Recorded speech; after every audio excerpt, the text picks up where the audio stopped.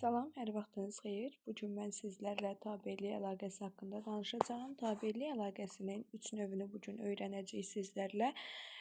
Deməli, bu əlaqələrə uzlaşma, idarə və yanaşma əlaqələri daxil olacaqdır ki, biz tabesi əlaqəsində demişdik ki, bunlarda əsas və aslı tərəf olmur.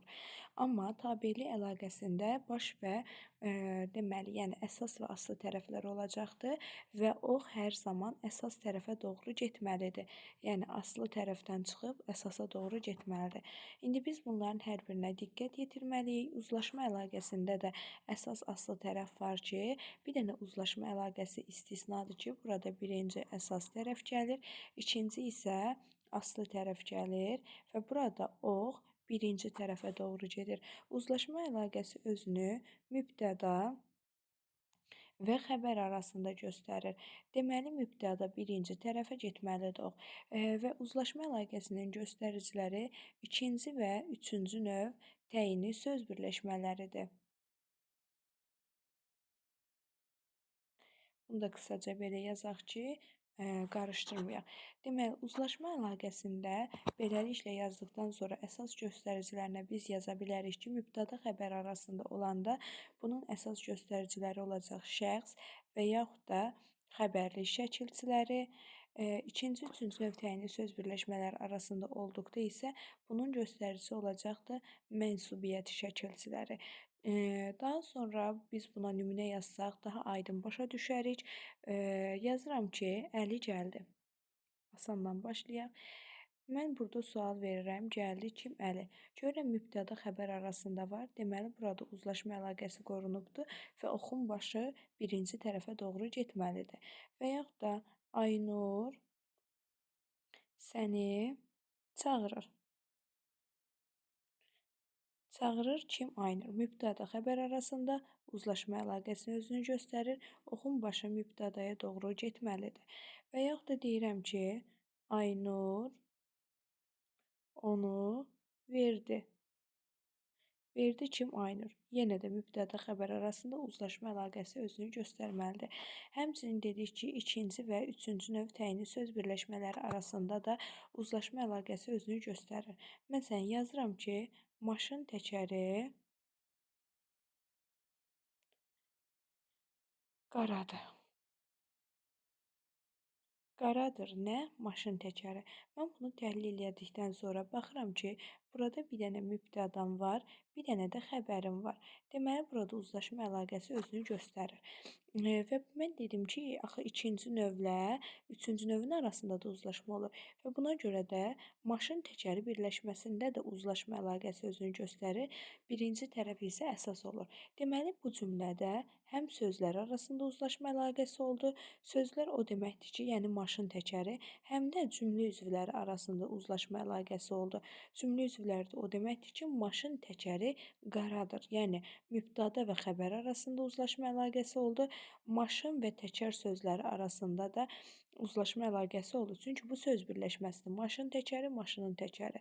İndi başqa bir nümunəyə baxırıq. Ananın laylası uşağı yatırdı. Yatırdı nə? Ananın laylası. Mübtəda xəbər arasında dedik ki, uzlaşma əlaqəsi özünü göstərir. Ananın laylası da həmçinin üçüncü növ təyini söz birləşməsidir. Burada birinci tərəfdə şəkilçi olanda üçüncü növ deyirik. Burada da uzlaşma əlaqəsi var. Deməli, bizim burada iki dənə uzlaşma əlaqəmiz oldu. Burada həm cümlə üzvləri arasında uzlaşma əlaqəsi var. Cümlə üzvləri dedikdə yenə mübtəda və xəbər arasında, həm də sözlər arasında uzlaşma əlaqəsi var. Sözlər arasında uzlaşma dedikdə isə ana və layla sözü arasında uzlaşma əlaqəsi də özünü göstərmiş oldu. Yəni uzlaşma əlaqəsi çətin deyil. Əsas odur ki, əsas məqamları bilək. Uzlaşma əlaqəsi bəzən şəxsə, bəzən də kəmiyyətə görə pozula bilər. Bu nə deməkdir? Şəxsə və kəmiyyətə görə uzlaşma o deməkdir ki, şəxs, məsələn, birinci şəxs mübtəda birinci şəxsdirsə, xəbər də birinci şəxs olmalıdır. Mübtəda üçüncü şəxsdirsə, xəbər də üçüncü şəxs olmalıdır. Kəmiyyət də o deməkdir ki, birinci şəxsin təkidirsə, xəbər də birinci şəxsin təki olmalıdır. Məsələn, yazıram ki, Quşlar uçur, yarpaqlar tökülür, qızlar oynayır. Burada müxtəlif cümlələr yazdım və uçur nə, quşlar tökülür nə, yarpaqlar oynayır, kim, qızlar. Və burada mübtəda xəbərdir. Burada uzlaşma əlaqəsi pozulur. Pozulub. Niyə pozulubdur? Çünki burada cəmiyyətə görə uzlaşma gözlənməyib. Quşlar cəmdir. Amma uçur sözündə lar yoxdur. Mən bura bir dənə lar verməliyəm. Quşlar uçurlar. Yarpaqlar cəmdir. Amma tökülür sözündə lar yoxdur. Yəni burada cəmiyyət pozulur. Cəm verirəmsə, xəbərdə cəm verərəm. Qızlar cəmdirsə, xəbərim də nə olmalıdır? Cəm olmalıdır. Yəni uzlaşma əlaqəsində əgər sənin mübtədan cəmdirsə, xəbərin də mütləq cəm olmalıdır.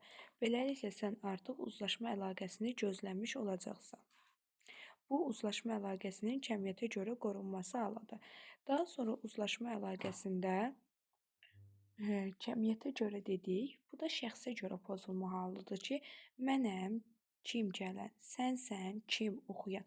Buna diqqət yetirsək, gələn neçənci şəxsdir? 3. Bəs mən neçənci şəxsdir? 1. Deməli, mən mübtədanı 3, xəbəri birinci şəxs verdimsə, burada şəxsə görə uzlaşma pozulubdur. Oxuyan neçənci şəxsdir? 3.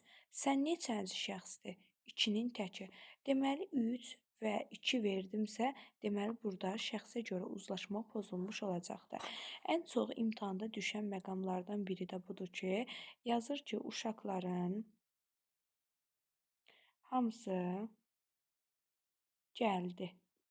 Deyir ki, burada uzlaşma pozulubdur. Şagird də deyir, bəli, pozulubdur. Deyirəm, niyə? Deyir, müəllim, burada lar var, amma gəldi sözündə lar yoxdur.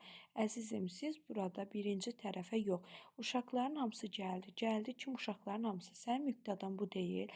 Sən burada ikinci tərəfə bax. Hamısı sözündə lar var, yoxdur ki. Deməli, burada uzlaşma pozulmayıb. Uzlaşma var. Burada pozulma yoxdur. Və yaxud da yaza bilər ki, qızların çoxu 2 aldı. 2 aldı. Kim? Qızların çoxu. Burada sən ları versə uzlaşma pozulmuş olacaq. Burada ların verməsi doğru deyil. Sən ikinci tərəfə baxırsan. Çoxu sözü aldı olmalıdır.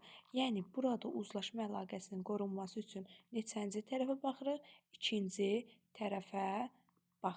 İkinci tərəfdəki təkdirsə, deməli sən xəbəri tək verməlisən.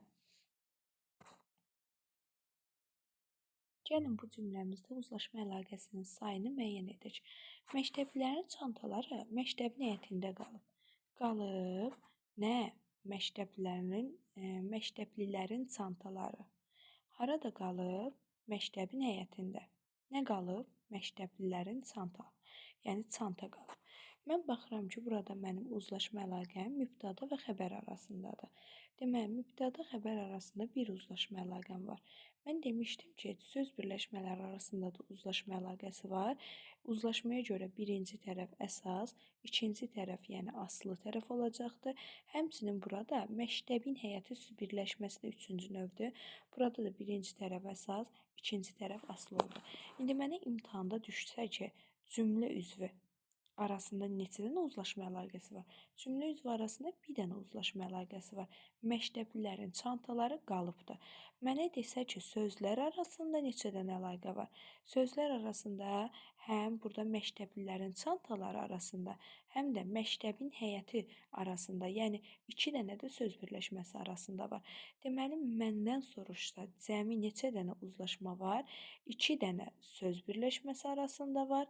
Bir dənə isə cümlə arasında var, yəni cümlə üzvü arasında var. Burada cəmi 3 uzlaşma əlaqəsi özünü göstərmiş olacaqdır. Sağ olun, salamat qalın.